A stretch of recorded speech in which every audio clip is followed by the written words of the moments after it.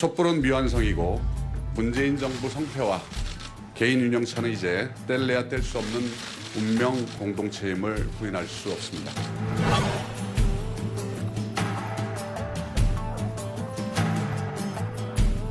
총선에서 중원의 출마에 승리함으로써 중원 탈환의 대통령께서 빨리 준비를 해야 된다. 경기 성남 중원에 민주당 윤영찬 후보 당선됐습니다. 감사합니다.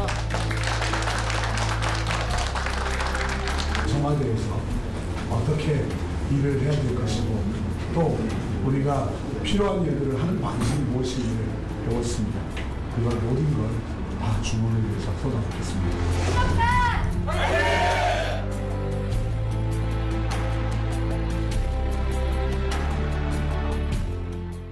네, 청와대 국민소통수석도 지냈었죠. 윤영찬 당선인 여기 이 자리에 함께 하셨습니다. 어서 오십시오. 네, 안녕하세요. 선거가 끝난 지 이제 벌써 꽤 됐죠? 예, 벌써 한 달이 다 돼. 예, 어떻습니까?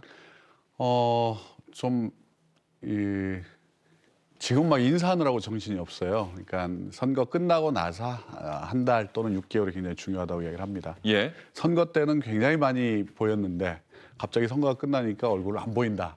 이런 말씀들 하실 수도 있어서 부지런히 인사드리고 찾아뵙고 하고 있습니다만 아직 국회의원이 안 됐기 때문에 실제 국회의원이 어떤 일을 하는지는 아직은 좀 잘 모르겠습니다. 선배 의원들이 네. 이런저런 조언도 많이 해주실 것 같은데 요 기간 국회의원 임기가 시작되기 직전까지 선거 끝나고 뭘 가장 조심해야 된다. 예, 아까 말씀드린 것처럼 인사 잘해야 된다. 그다음에 이제 아무래도 새롭게 일을 할 보좌진들을 이제 확정을 해야 되기 때문에 그분들을 이제 선발하고 그다음에 면접하고 하는 일들을 하고 있습니다. 좀 서두르지는 않으려고 합니다. 왜냐하면 이제 시작을 해서 앞으로 임기가 4년인데 처음에 단추를 잘못 채웠을 때는 네. 그걸 수정하기가 너무 힘들기 때문에 조금 더 여유 있게 우리 보좌진도 선발하고 그 다음에 인사도 좀 더 길게 인사를 드리려고 생각하고 있습니다. 상임위원회는 혹시 어디를 가고 싶다 결정하셨습니까? 예, 우리 지역의 상황이 이제 아무래도 성남 중원인데요. 성남 중원이 예전 60년대 말부터 시작돼서 이제 집단 이주의 경험이 있는 예. 곳이고 사회적 인프라가 그렇게 썩 잘 발달했다고 볼 수는 없습니다.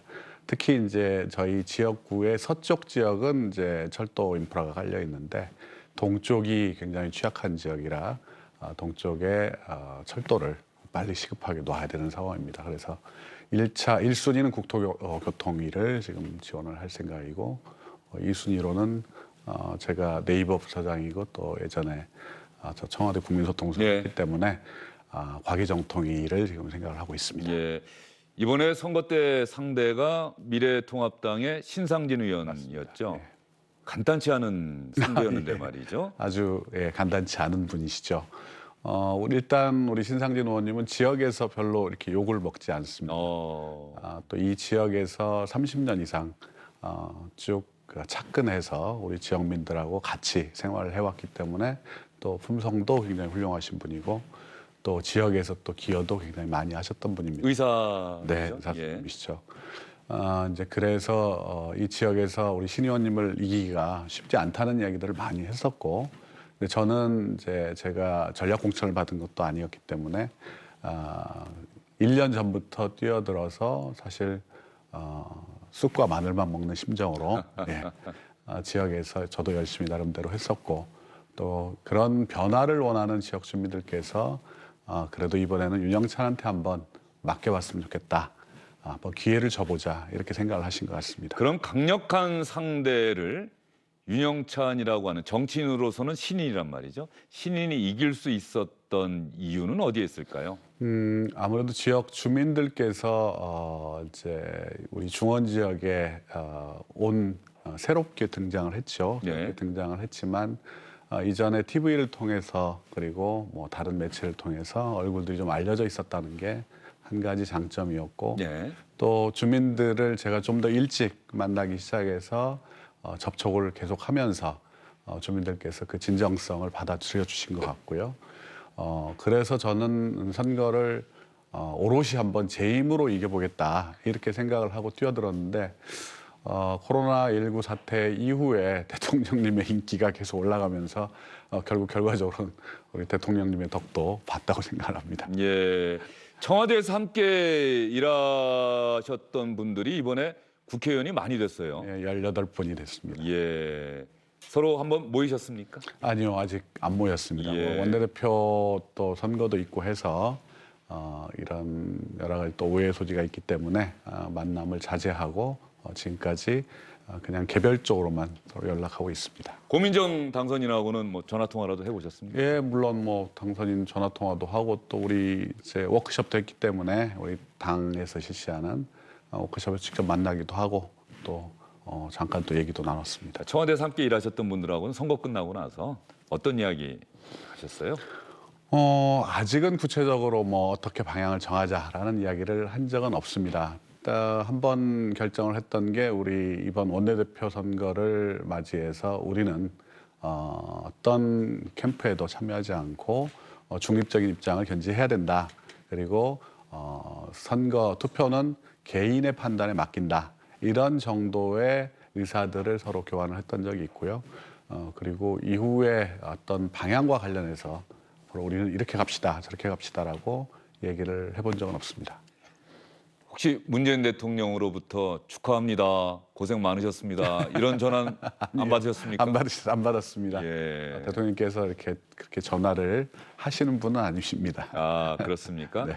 윤영찬 당선인, 시청자 여러분 죄송합니다만 저는 아주 어린 시절부터 개인적으로 알고 지냈던 예. 선배시고 형이신데 말이죠. 동아일보 기자를 하시고 네. 네이버 부사장 하시고 청와대 국민소통 수석 하시고 이제 국회의원이 됐어요. 이 인생의 항로가 윤영찬 당선인의 의지대로 된 겁니까? 아니면 운명이라는 게 있는 겁니까? 그게 뭐 제 판단대로만 되지는 않을 것 같고요. 다만 이제 어느 순간순간에 제가 새로운 시작을 하는 출발을 하는 지점에서 주저하지 않았던 것 같습니다. 다 고민들이었죠. 동아일보 기자를 끝내고 전혀 생판 모르는 인터넷 회사 예. 포털로 나이도 많은 상태에서 전직을 생각을 했고 꽤나 용감하게 갔던 것 같습니다. 그리고 거기에서 다시 안정적인 위치에 왔을 때 또 문재인 캠프에 합류를 해서 또 다른 모험을 시작을 했던 것 같고요. 그런 것들이 제 체질에 조금 맞는 것 같습니다. 새로운 도전? 예, 그러니까 안정돼 있고 정체돼 있는 부분들이 좀 견디기 힘든. 그래서 뭔가 새로운 것들, 새로운 동기부여 그리고 저를 또 새롭게 만드는 거 이런 과정들이 상당히 긴장도 되고 두렵고 떨리지만 또 거기에 대해서 피하지는 않았던 것 같습니다. 국민소통 수석으로 일하실 때 어쨌든 간에 언론이 주된 통로 아니었겠습니까? 소통 수석으로서 가장 많이 접한. 그런데 많은 분들, 특히 문재인 대통령을 지지하는 분들이 이 언론 기자들에 대해서 별로 좋은 감정을 갖고 계신 것 같지 않아요. 그 상황에서 국민소통 수석으로서 이 기레기 또 혹은 기덕이라고 비판을 받고 있는 후배 기자들 보면서 소통 수석으로서 또 어떤 생각을 하셨는지. 예, 굉장히 안타까운 생각들이 들지요. 그러니까 저도 언론사에서 오랫동안 근무를 했지만, 그러니까 언론사의 구조가 한국 언론의 구조가 기자 개인의 독립성을 존중하는 분위기가 아니고 회사 자체의 생존의 문제에 모두 얽매게 하는 그런 상황입니다. 그러니까 회사라는 엄청난 인프라와 비용을 감내하기 위해서 기자들이 뛰어야 하는 이런 구조는 좀 앞뒤가 바뀌었다고 저는 생각을 하고요. 인터넷과 같은 그러니까 모두 다 기자가 될 수 있는 이런 환경 속에서 기자들도 좀 더 새로운 혁신을 위해서 고민들을 많이 해야 된다고 생각하고요. 그게 회사라는 그 자체를 지키기 위한 방식의 언론인 또는 저널리스트가 돼서는 안 된다. 그렇게 보고 있습니다. 국민소통 수석이 하는 가장 큰 일은 대통령과 국민 사이의 소통의 통로 역할 아니겠습니까? 수석으로 일하시는 동안 또 떠나서 선거를 준비하는 동안 문재인 대통령 아마 많은 여론조사에서 소통을 참 잘한다라고 하는 평가를 받은 것 같긴 한데 이번에 대국민 연설 보니까 또 청와대 브리핑룸 찾은 게 6번째라고 하더라고요. 생각보다 많지 않았습니다. 초반엔 상당히 많이 찾을 것 같았는데 어떻게 생각하십니까? 예, 뭐 대통령께서 틈틈이 우리 기자들을 만나시겠다고 말씀을 하셨는데 또 이 상황이 또 그렇게 직접적으로 만나는 기회들이 뭐 많이 있었던 건 아니었을 것 같고요.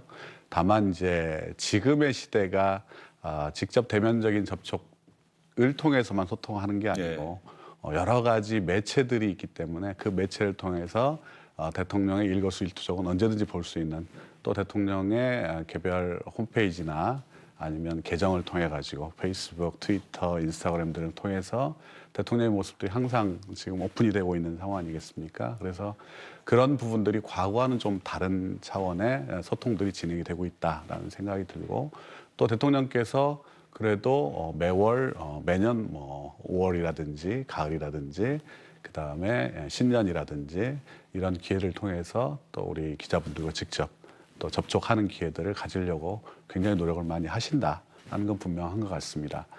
한 번은 대통령께서 이 참석하겠다는 말씀을 하지 않고 갑작스럽게 직전에 우리 기자들 한번 만나고 싶다 해서 우리 참모들이 전부 다 와서 설명을 하고 있는 와중에 대통령께서 우리 춘추관을 방문을 해서 기자들이 깜짝 놀라고 환호를 했던 적도 있었습니다. 예. 소통수석이라면서 다른 수석 비서관들은 반대하는데 소통수석은 대통령님 이때는 이렇게 기자들하고 좀 만나시는 게 좋을 것 같습니다. 뭐 이랬던 적은 또 없습니까? 특별히 이제 저희 실이 소통수석실이지만 우리 비서실 내에서 서로 늘 협의하고 일정과 그다음에 조그마한 어떤 행사까지도 다들 사전에 조율을 하기 때문에 1차적으로는 저희 비서실 내에서 다 걸러서 들어간 부분들이 많습니다. 그리고 이제 대통령께서 오히려 저희들이 건의하는 부분들을 굉장히 빨리 수용을 해주시죠. 특히 이제 첫 번째 우리 기자회견을 했을 때도 그렇고 두 번째 신년 기자회견을 했을 때도 대통령께서 기자들과의 자유로운 증문즉답 이거를 사실 저희가 건의를 드렸지만 대통령께서 흔쾌히 수용을 해주셨고, 그 다음에 이제 기자회견을 운영하는 거 하는 것도 처음에는 이제 저희들이 이 옆에서 보조 사회를 봤지만 대통령께서 이제 직접 또 우리 기자분들을 질문자를 선정을 하고 그랬죠. 하는 것까지 본인이 다 이제 쭉 운영을 하셨거든요. 근데 그거를 대통령께서 선뜻 본인이 하시겠다고 이야기를 하셨고, 그렇기 때문에 사실 이런 문제에 관련해서 우리 청와대 내에서 대통령께 뭐 이렇게 꼭 해주셔야 됩니다라고 해야 될 필요도 별로 없었습니다. 예. 사실 생각해 보면 늘 시간이 좀 부족했던 게 아쉬웠던 것 같아요. 예. 그래도 시간이 거의 뭐 100분 이상씩을 투입을 했는데도 그래도 모자르고 우리 기자분들도 워낙 뭐 많은 질문들을 해주셨기 때문에 아마 역대 언론사 기자들의 질문을 가장 많이 받은 기자회견에서 대통령이라고 저는 자부를 합니다. 예. 윤영찬 당선인과의 인터뷰 진행 중이고요. 여러분께 예고해 드린 대로 윤영찬 당선인도 한번 들어봐 주시죠. 최근에 그 윤미향 당선인 문제가 또 논란이 되고 있는데, 윤미향 당선인의 주영진 뉴스브리핑 팀과의 전화 사전 인터뷰, 여러분께 나머지 부분들 함께 들려드리도록 하겠습니다. 이용수 할머니의 중심은 다른 데 있었다고 생각을 합니다. 할머니가 전화하시는 신고를 받았고요. 예. 본인 스스로 피해자라는 이야기도 못할 정도로 굉장히 힘들어했어요. 이야기를 하시는 것 자체를. 예. 네, 그래서 그때부터 할머니를 만나서 함께 30여 년을 활동을 해온 거죠. 예. 그래서 제가 국회로 간다고 했을 때 할머니가 느끼시는 서운함, 그리고 그 상실감, 그게 어떤 것인지 저는 이해할 수 있어요. 예. 그래서 할머니하고 사실은 그날 기자회견을 하기 전에도 통화를 오래도록 해서, 할머니 제가 국회 가는 건 할머니를 떠나는 게 아니라 국회까지 가서도 할머니 문제를 해결하려고 해요. 그러니까 할머니와 함께 간다고 생각하고 저는 가려고 합니다. 라는 설명을 드렸지만 30년 동안 함께 했는데 이 문제 해결하고 가라 하는 게 또 할머니의 말씀이셨어요. 그것에 대해서는 할머니의 그 뜻을 따르지 못한 것에 대해서는 사과도 드리고 싶고, 무엇보다도 진상규명이 아직도 안 되어 있기 때문에 예. 진상규명과 체계적인 교육 예. 그리고 국제사회에서 이 문제를 많이 알 수 있도록 하는 예. 그런 다양한 언어로 홍보하는 일들, 법을 만들고 정책을 또 관리하고 감시하는 그런 역할을 하고 싶습니다. 예. 이 운동의 역사를 훼손하고 하는 일들이 지금 일어나고 있는데요. 이 과정을 잘 해결하고 나가서 일본군 성노예 피해자들에게도 진정한 명예와 인권이 회복되고 우리 이용수 할머니의 서운함은 또 저희들이 당연히 풀어드리고 싶고요. 또 이 일로 상처를 입은 모든 분들에게 사과를 드리고 싶기도 하고 다른 한편으로는 마지막까지 피해자들에게 해방이 올 때까지 그리고 우리 사회에 다시는 이러한 일이 일어나지 않는 그런 사회가 될 수 있도록 함께 연대해 주시기를 부탁을 드리고 싶습니다. 예. 이런 이제- 1년에 예. 한 번 예. 후원 주점을 열어서 그 후원 주점에는 정겹 생일에 개최를 하는데요. 후원해 주신 분들에 대한 감사 그리고 1년 동안 활동했던 활동에 대한 보고 또 뿐만 아니라 후원 회원들이 새로 또 활동을 제안할 수 있는 그런 장 약간의 우리들의 단합을 위한 그런 결의를 하는 그리고 또 서로 친교하는 네트워크하는 그런 자리예요. 예. 그래서 그 후원의 밤 장소를 제공해 주고 계시는 옥토버 페스트는 저희는 굉장히 고마운 기업입니다. 예. 잘 안 빌려주세요. 위안부 문제로 뭔가 행사를 한다고 할 때. 그럼에도 불구하고 빌려줘서 저희들이 그곳에서 후원 사업을 하고 또 후원 기금을 모을 수 있고 하는 그런 굉장히 희망적이고 또 아름다운 그런 활동들인데 예. 그것을 마치 잘못하고 있는 듯 그렇게 기사를 쓰고 있어 그 기업에도 정말 저희가 죄송하고 다른 한편은 그 후원의 밤에 뜻을 모아주셨던 분들에게도 오히려 죄송할 따름입니다. 최고위원으로 활동하고 계시는 분들과도 소통을 하고 있고 곧 아마 당에서도 또 조사를 하지 않을까 그런 생각은 드네요. 예. 아직까지는 예. 공식적으로 뭔가 모임을 하거나 하진 않았습니다. 2015 한일합의 주역이었던 지금 미래통합당, 미래한국당 분들은 2015 한일합의로 한일 간의 역사가 얼마나 어려운 일을 겪었는지 반성하고 단체와 활동가들을 공격하는 일을 중단해 주시기를 바랍니다. 네, 윤미향 당선인과의 전화 사전 인터뷰였습니다. 여러분께 들려드렸고요. 윤영찬 당선인과의 인터뷰 도중에 또 이렇게 여러분께 들려드려서 당선인 함께 들어주셔서 감사하고요. 예. 이 부분에 관한 질문 말고요. 오늘 아침에 SNS에 긴급재난지원금 저도 기부하겠습니다라고 했는데 자유의사신 거죠? 예, 그렇습니다. 사실은 뭐 우리 초선 의원 68명이 재난지원금을 기부하기로 의결을 했습니다만 원래부터 이제 재난지원금 얘기가 처음부터 나왔을 때 저도 고민을 했었습니다. 이거를 제가 받아서야 되겠느냐라는 생각이 들었고 또 이게 저보다 훨씬 더 필요로 하는 분들이 많기 때문에 그분들을 위한 재원에 쓰겠다라는 생각은 원래부터 가지고 있었고요. 다만 이제 형식을 어떻게 할 거냐가 고민이었는데 마침 우리 초선 의원님들께서 당선자들께서 다 의견을 모아주셔서 집단으로 같이 결정을 하게 됐습니다. 예. 윤영찬 당선인은 제 기억에는 아마 노태우 전 대통령 비자금 건을 가장 먼저 세상에 알린 특종 기자였다는 기억이 지금도 생생합니다. 정말 기자로서 특종을 많이 했던 기자고요. 현 정부의 초대 청와대 국민소통수석을 지냈습니다. 그래서 초선 의원으로서 임하는 각오가 또 남다를 것 같은데 의정활동의 목표, 문재인 정부의 성공을 위해서 나는 의원으로서 무엇을 어떻게 할 것인가 아마 생각을 하셨을 것 같습니다. 예, 제가 국회의원 출마를 결심하게 된 동기 자체가 우리 문재인 정부의 성공이라는 그리고 또 국민소통수석을 했다는 책임감이 많이 작용을 했던 것 같습니다.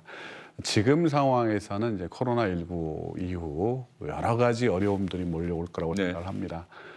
특히 이제 코로나도 있지만 이전부터 전 세계적인 경기 침체가 가속화되고 있었고 또 이런 상황에서 이제 이 경제적인 어려움들이 앞으로 훨씬 더 심해질 거다.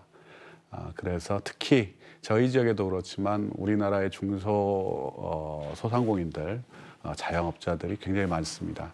이분들이 이제 거래의 형태 또 소비의 형태 자체가 온라인으로 급속히 이전하고 있는 상황에서 이분들을 어떻게 할 것이냐가 앞으로 굉장히 저희한테는 중요한 또 사회 안전망의 문제이기도 하고요.